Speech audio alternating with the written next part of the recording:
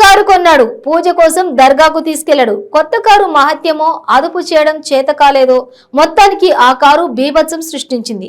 Car అదుపు తప్పి అక్కడే ఉన్న జనాలపై నుండి దూసుకెళ్లింది. అంతలోనే ఎదురుగా ఉన్న దుకాణంలోకి చొచ్చుకుపోయింది.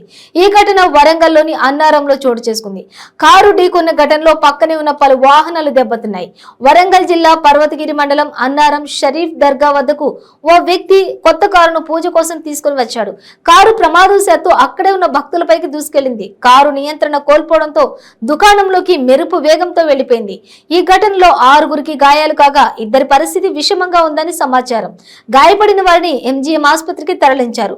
ఈ ఘటనతో కారులో ఉన్న వ్యక్తిపై అక్కడే ఉన్న భక్తులు దాడి చేసి వాహనాన్ని ధ్వంసం చేశారు. పోలీసులకు ఫిర్యాదు చేశారు.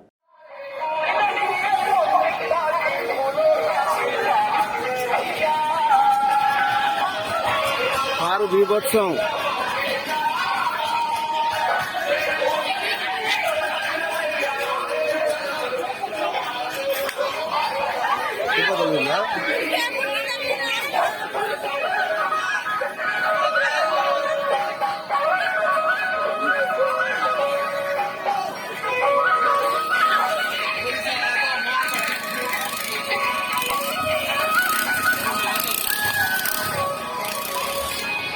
కారు దూసుకుపోవడంతో అన్నారంలో